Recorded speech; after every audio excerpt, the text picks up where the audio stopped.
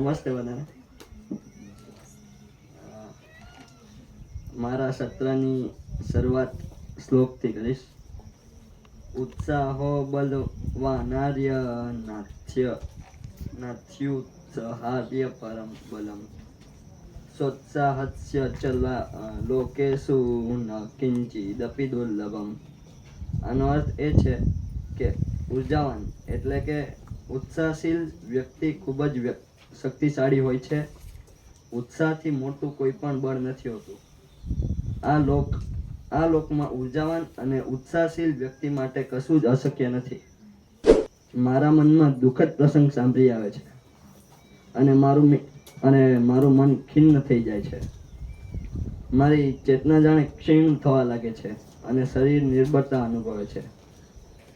વળી ક્યારેક સુખદ ક્ષણોને વાગોળું છું તો પ્રસન્ન થઈ ઉઠું છું અને ઉત્સાહનો ઉંભરો આવી જાય છે અને આ ઘટમાં ઘોડા થનગનવા લાગે છે એવું લાગે છે.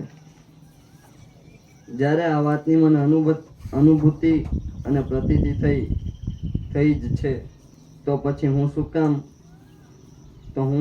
હવે શું કામ નકારાત્મક પ્રસંગો, નકારાત્મક લાગણીઓ અને નકારાત્મક બાબતો ને મનમાં લાવું. હવે તો આપણે અત્યારે કેટલા બધા પ્રસંગો જોયા, જેવા કે સારું વાંચન, સારા વ્યક્તિઓનો સંગ, સારું શ્રવણ, સારા પ્રસંગો, સારું કામ, આનંદ અને ઉમંગ.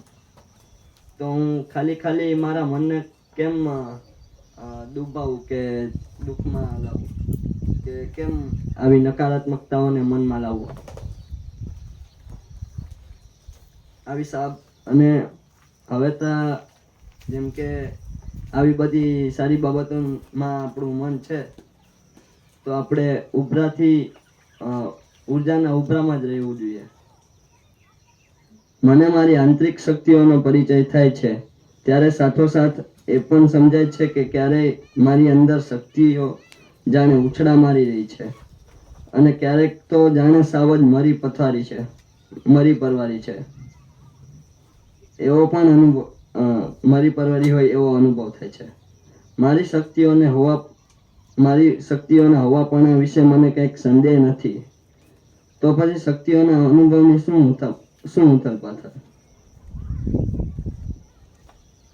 એટલે કે જો મને મારી આંતરિક શક્તિઓનો પરિચય થાય અને સમજાય કે મારી અંદરની શક્તિઓ ઉછાળા મારી રહી છે, કે મને ખબર પડી કે મારે આગળ વધીને ક્રિકેટર જ બનવું છે, તો મારે એના માટેનો જે આગળ વધવાનો ફોર્સ છે એ તો એક ઉર્જાન્વિત જ રહેવાનું છે કે મને આ કાર્ય કરવું છે, હજી આ સ્ટેપ મારો બાકી છે આના માટે, તો હું આના માટે આગળ વધીશ હજી અને આના વિશે હજુ કાર્ય કરીશ. પણ ક્યારેક આ ગોલ વિશે વિચારતા એવું પણ થાય કે હજી તો આટલું બધું બાકી છે, આટલું બધું કેમ થશે. આવા પણ અનુભવ થાય છે. પણ મારી અંદરની શક્તિઓને જે છે એ હોવાપણું વિશે તો મને કઈ સંદેહ નથી કે આ મારી જે શક્તિ છે એ ખોટી છે કે આનામાં કઈ મારે ફેરફાર કરવો જોઈશે. કારણ કે મેં આને મારા મનથી જ વિચારીશ અને મારા મનથી જ મેં કરેલી છે કે મારે આ જ થવું છે. મારી સૌથી અસરકારક શક્તિ છે મારી ઉર્મી શક્તિ અથવા ભાવ શક્તિ, અથવા તો સરળ શબ્દોમાં કહીએ તો લાગણીઓ. મારી લાગણીઓ જ મારી વિચાર શક્તિ દોરે છે અને કાર્ય શક્તિને દોડાવે છે. એટલે જ્યારે મારી અંદર હકારાત્મક લાગણીઓ હોય છે ત્યારે ઉત્સાહની અનુભૂતિ થાય છે અને નકારાત્મક લાગણીઓ હોય છે ત્યારે નિરાશાની અનુભૂતિ થાય છે.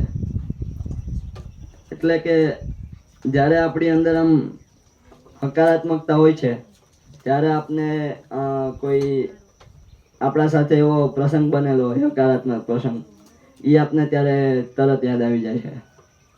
અને જ્યારે આપણે દુઃખી હોઈએ છીએ તો ત્યારે આપણને કોઈ પણ દુઃખદ પ્રસંગ યાદ આવી જાય છે. હમણાં મારી જ વાત કરું તો વાલી મીટિંગમાં ખબર નહીં 2 દિવસ પહેલા તાવ આવી ગયો અને પગની નસ ખેંચાઈ ગઈ, ચલાતું નથી, તોય મીઠી મીઠી મજા આવે.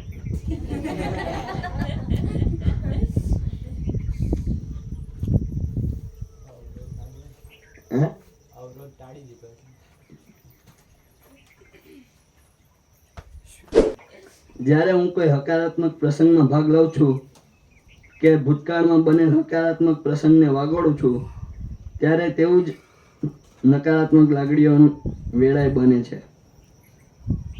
એટલે કે હું જ્યારે કોઈ હકારાત્મક પ્રસંગોમાં ભાગ લઉં કે કોઈ ભૂતકાળમાં હકારાત્મક પ્રસંગ બની ગયેલો હોય તેને હું યાદ કરું.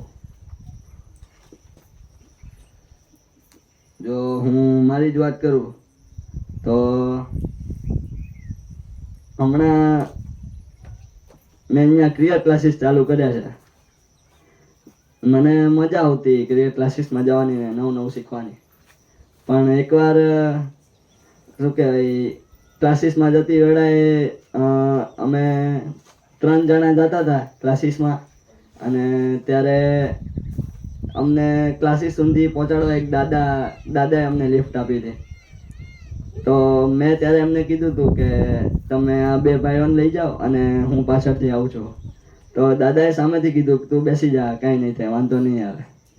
તો ત્યારે વચ્ચે રસ્તામાં પુલિયા આવે, તો પુલિયામાં એને કન્સ્ટ્રક્શન થતું હતું. તો ત્યારે ત્યાં કપચી ને એવું બધું પડ્યું હતું ને, તો એમાં બાઇકનું ટાયર સ્લીપ થઈ ગયો અને બાઇક પડી ગઈ. એટલે ત્યારે મેં સરને ત્યાં જઈને બતાવ્યું કે મારા અત્યારે આવું થયું, મારા રસ્તામાં આવતા હતા ત્યારે. સર કે 2 દિવસ આરામ કરજે, ઊંડો ઘા વાગ્યો છે. પણ અહીંયા આવીને હું પાછો ક્રિકેટ જ રમતો. તો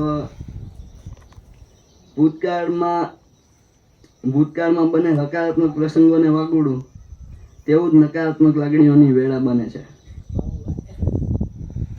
આમ મારી તમામ ઉર્જા મારી લાગણીઓ સાથે સંકળાયેલી છે. જો હું સારા પ્રસંગો જાતે જ ઊભા કરું છું તો મારા મનમાં સારા પ્રસંગો યાદ કરવા માટેની તૈયારી પણ કરું છું. સારા પ્રસંગો એટલે મારા મિત્રોનો સંગ, ભલાઈની કોઈ પ્રવૃત્તિ, સારું વાંચન, સારું શ્રવણ, સારી જગ્યાઓની મુલાકાત અને સારા માણસોનો પરિચય. આ બધી જ જે અહીંયા ઉર્જા દર્શાવેલી છે એ તપોનમાં મને દેખાય છે. જેવો કે મારા સારા મિત્રોનો સંગ, ભલાઈની કોઈ પણ પ્રવૃત્તિઓ, જેવી કે અત્યારે હમણાં સ્વાતંત્ર્ય દિવસ ગયો ત્યારે રેલી હતી અને અહીંયા પણ કાર્યક્રમ હતો. પછી સારું વાંચન, સારું શ્રવણ, સારી જગ્યાઓની મુલાકાત.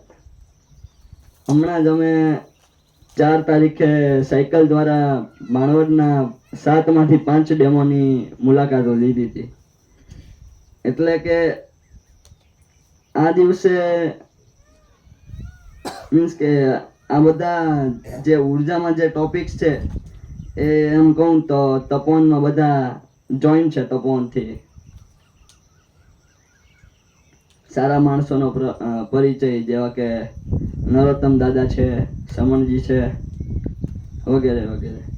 પછી દુનિયામાં સારું નઠારું બે ઉપલબ્ધ છે અને મારી પાસે પસંદગીનો વિકલ્પ છે, તો હું પછી જેનાથી ઉર્જા વડે ઉભરાઈ જાઉં એવા જ વિકલ્પ કેમ ન પસંદ કરું. જો મારા પાસે વિકલ્પ છે કે હું નઠારો પ્રસંગ જ ઉઠાવું કે પછી સારો પ્રસંગ જ ઉઠાવું, તો હું એમાંથી સારો પ્રસંગ જ કેમ ન ઉઠાવું. આખરે કશુંક પણ કરવા માટે મારે ઉર્જાની સતત જ જરૂર છે. તો ઉર્જાનો પુરવઠો રોકાય નહીં તે માટે મારે સતત જાગૃત રહેવું પડશે. મારી ઉર્જા ક્યાંક નિર્થક વહી જાય છે, જ્યાં એ શોષાઈ જાય છે.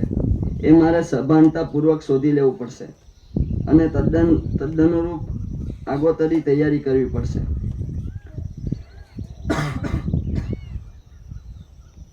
સૂર્ય ઉર્જાનો અખૂટ સ્ત્રોત છે, જે લગભગ દરરોજ આપણે જોઈ શકીએ છીએ. સૂર્યોદય થઈ જાય પછી પણ જો આપણે અંધકારમાં જ આળોટીએ તો સૂર્યોદયનો આપણા માટે કશોય અર્થ નથી રહેતો. એટલે કે આપણા માટે જો જેમ કે સૂર્યોદય અહીંયા ઉદાહરણ સારું છે કે સૂર્યોદય થઈ ગયા પછી પણ જો આપણે અંધકારમાં જ રહીએ કે અંધકારમાં જ જીવીએ તો તે સૂર્યોદયનો કંઈ અર્થ નથી. તે આપણા માટે વ્યર્થ જ રહેશે. તેવી જ રીતે સમગ્ર જગતમાં ઉર્જાના પ્રવાહો વહી રહ્યા છે, પરંતુ જો કાંઠે બેસીને તપસ્યા જ કરીએ તો, તરસ્યા જ રહીએ તો, એટલે કે આવી રીતે ઘણા બધા શું કહેવાય સમગ્ર જગતમાં ઉર્જાના સ્ત્રોતો તો વહી રહ્યા છે, પણ જો આપણે ત્યાં જ રહીએ અને એ ટોપિકને મીન્સ કે એ જ શું કહેવાય એ જ ઘટનાને વાગોળીએ તો એનો કોઈ ઉકેલ આપને નહીં મળે. અને તેનો ઉકેલ મેળવવા માટે આપણે આપણી જાતને આગળ લઈ જવી પડશે. ધન્યવાદ.